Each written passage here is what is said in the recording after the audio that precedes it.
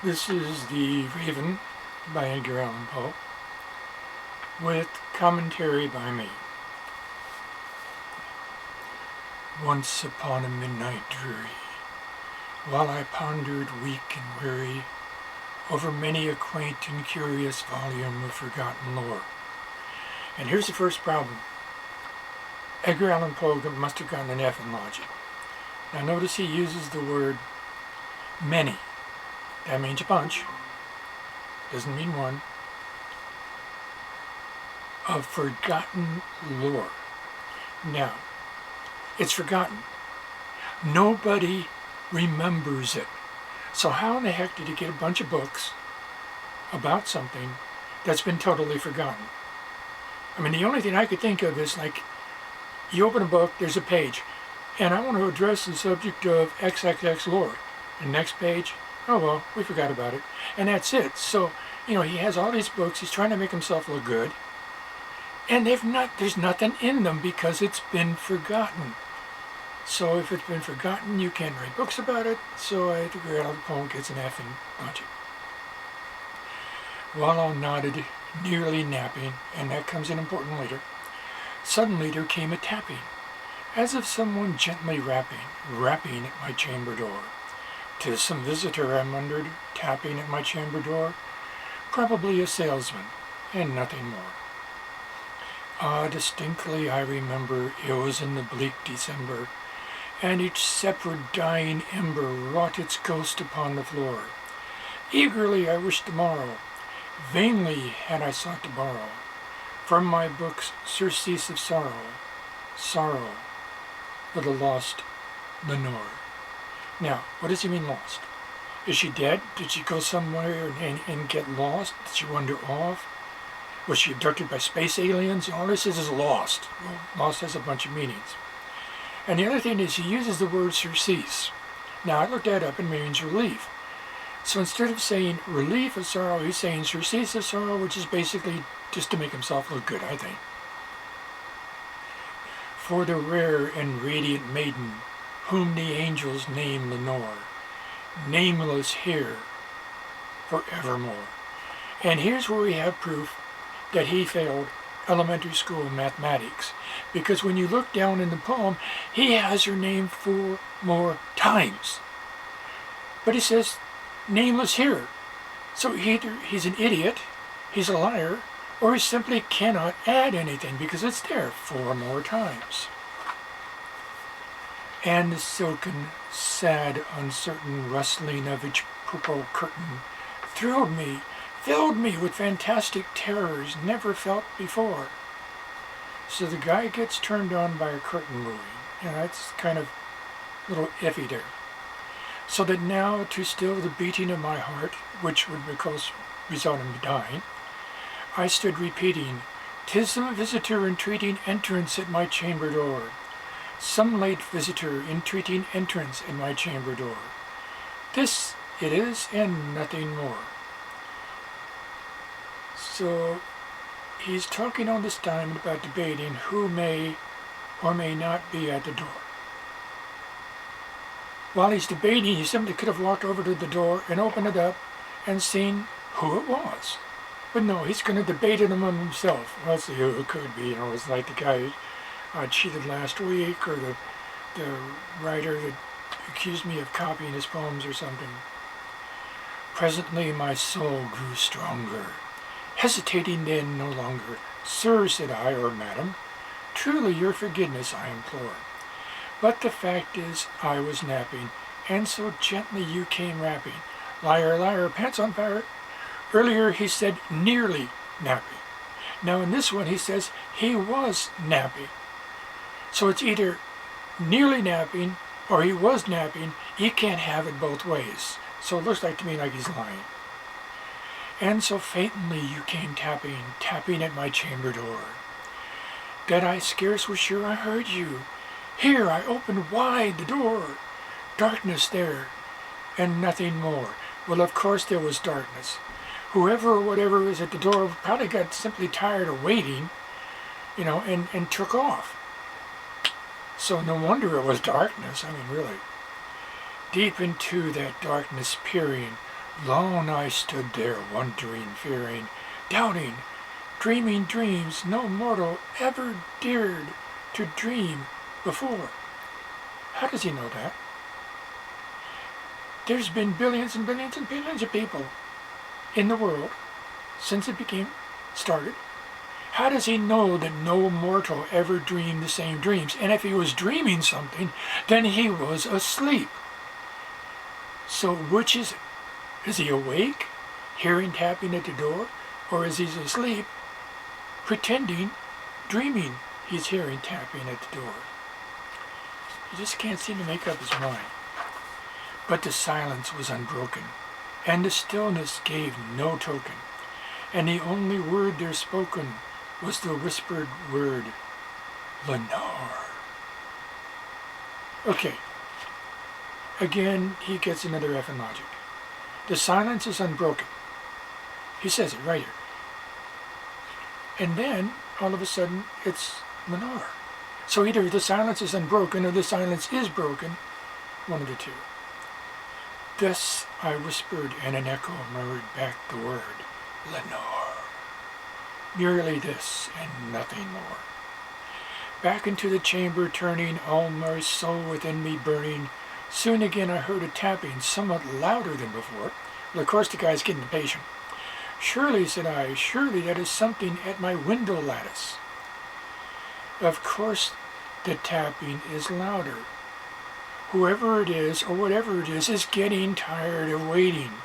You know, it could be pouring rain outside, who knows? Let me see then what their threat is, what their at is, okay? And this mystery explore. Let my heart be still a moment and this mystery explore. 'Tis the wind and nothing more. Now here comes the question, what floor of the house was he on? I mean, if it was on the first floor and there was a tapping at the window, that could be understandable.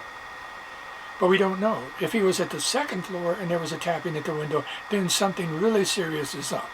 So we don't even know which floor he was on. Open here I flung the shutter, when with many a flirt and flutter, in there stepped a stately raven of the saintly days of yore. Not the least obeisance in made he.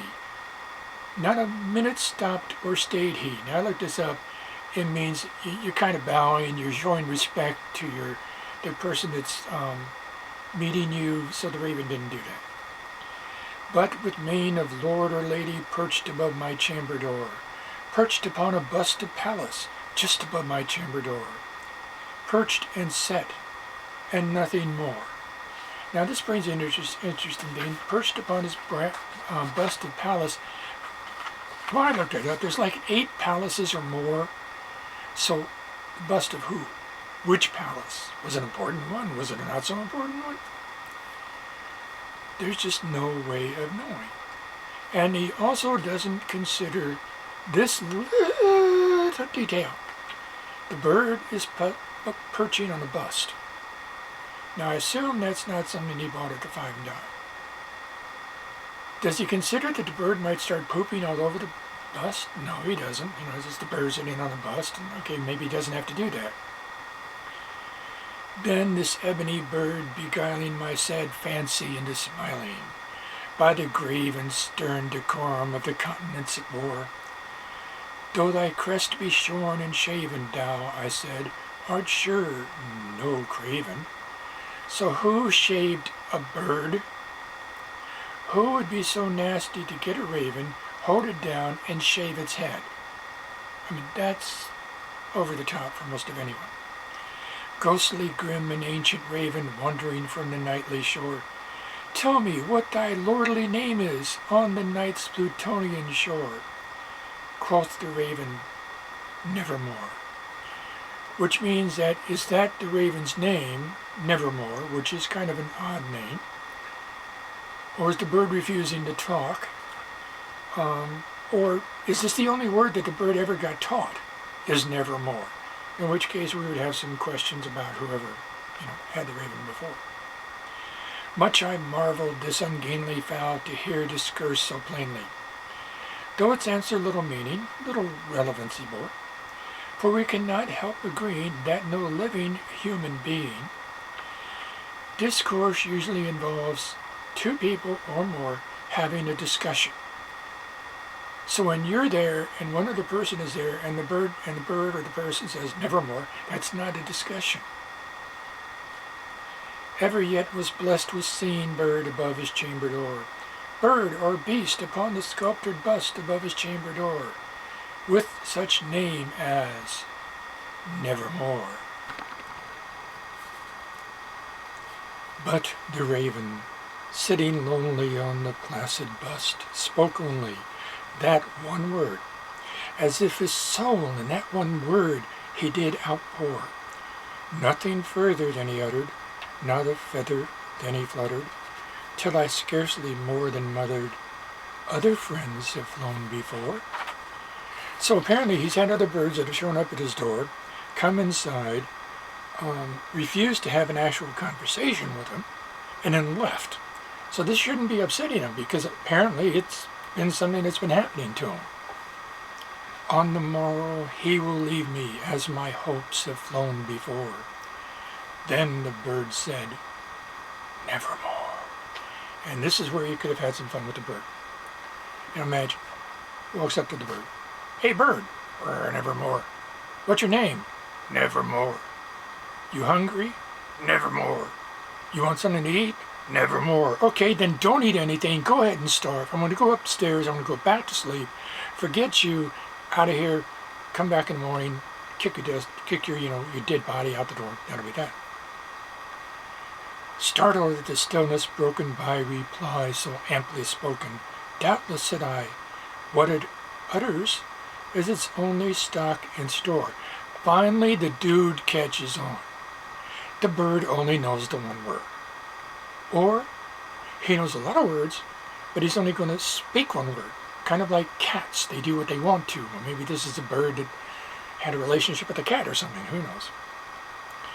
Caught from some unhappy master, whom unmerciful disaster followed fast and followed faster, till his songs one burden bore.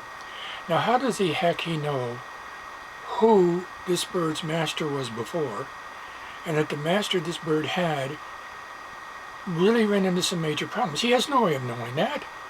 The bird might have escaped from a store. It might have been very happy at its own. It might have had a wonderful house and decided, I'm going to go see what this next door neighbor does. Till the dirges of his hope that melancholy burden bore of nevermore. But the raven still beguiling all my fancy into smiling, straight I wheeled a cushioned seat in front of bird and bust and door. Then upon the velvet sinking I betook myself to linking fancy unto fancy, thinking what this ominous bird of yore, what this grim, ungainly, ghastly, gaunt, and ominous bird of yore meant in croaking nevermore. Now, how does Poe know what the bird's got on his mind? And further, here's this bird come in, expecting, I guess, to be treated as at least fairly decently, and he's calling him, you're grim, you're ungainly, you're ghastly, you're gaunt, you're ominous. Well, what is that going to do to the self-respect of the bird? I mean, really, you ever have a neighbor show up and come in your door and, hey, you're gaunt, you're ghastly. No, you don't say that. He flunked politeness, let's put it that way, along with math and logic. Thus I sat engaged in guessing, but no syllable expressing to the fowl, whose fiery eyes now burned into my bosom's core. Ashley the raven was probably getting tired of being looked at and being talked to in this way. He's really getting kind of pissed off. This and more I sat divining, with my head at ease reclining on the cushion's velvet lining, that the lamplight gloated o'er. But whose velvet lining with the lamplight coating o'er? She's so precious, nevermore. It's obvious he had a thing for velvet. I mean, 3 mentions and 2 lines, he definitely had velvet on his mind. Then methought the air grew denser, perfumed from an unseen censer, swung by seraphim whose footfalls tinkled on the tufted floor. Okay, I had to look up what the word tufted mean, which is a version of tuff. A tuff is a rock composed of the finer kinds of volcanic detritus, usually fused together by heat. In other words, his floor is made of rocks. Worse yet, tinkle. Tell me, did the raven, go to the bathroom on his floor? Yuck. Wretch, I cried, thy God has lent thee by these devils, he hath sent thee. If I were Paul, I would be angry too. Here this bird comes in late at night, doesn't know who he is, lets it in, all it says is one single word, and then it urinates on his rocky floor. Now that is not polite, so neither one of these two have been very polite to each other. Respite, respite, and serpent from thy memories of Lenore. Quaff, oh quaff this kind nepenthe, and forgetless lost Lenore. Quoth the raven, nevermore. Prophet, said I, thane of evil, prophet still of bird or devil, whether tempter sent, or whether tempest tossed thee here ashore, desolate yet all undaunted, on this desert land enchanted. Okay, first of all, he's assuming the bird is a prophet. You got any evidence to back that up? Then he's talking about a desert land. He's supposed to be in his house. Where all of a sudden did this desert land come from? So far, he's also assuming the bird is evil. This isn't the Alfred Hitchcock movie Birds. It's just a plain bird. It's neither good nor it's bad. Get over it, Paul. On this home by horror haunted, tell me truly, I implore. Is there balm in Gilead? Tell me, I implore. Quoth the raven, nevermore.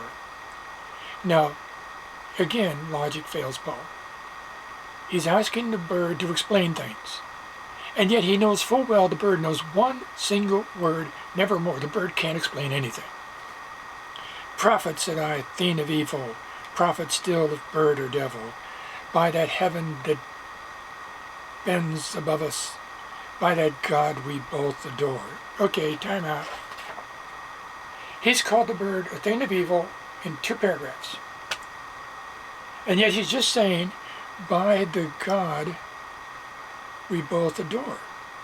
Well, how in the name of heaven, literally, can the raven be evil if it adores God? If it adores God, it's not evil.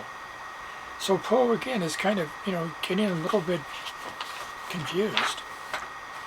Tell the soul with sorrow laden, if within this distant Aidenn it shall clasp a sainted maiden, whom the angels name Lenore.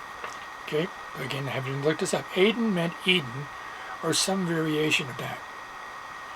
If it is actually Eden, then Lenore did not exist at the time. Only Eve existed there, unless you go with the idea that Lilith was the first woman created, and she got tired of Adam because Adam only wanted to have sex with him on top, so Lilith said, that's forget it, I'm out of here. She left, God made Eve, Eve did what Adam wanted. So, he has no idea what was going on. Clasp a rare and radiant maiden whom the angels name Lenore. Quoth the raven, nevermore. Be that word or sign of parting, bird or fiend, I shrieked, upstarting, get thee back into the tempest and the night's Plutonian shore. Leave no black plume or token of that lie that soul hath spoken. It's only said one word, Poe, one word. We don't know whether it's a lie or the truth or the only word the bird knows.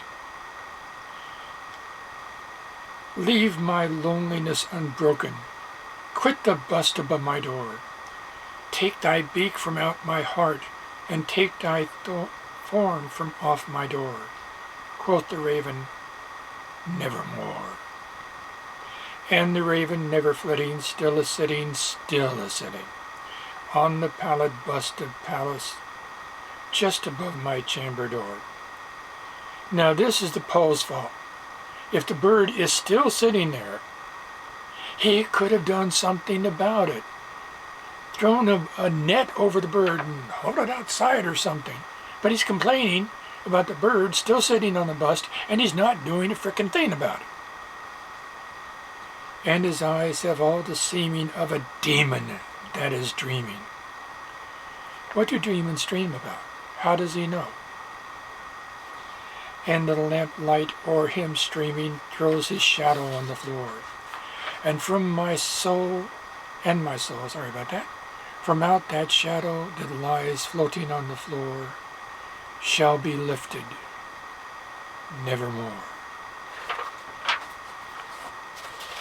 That's it.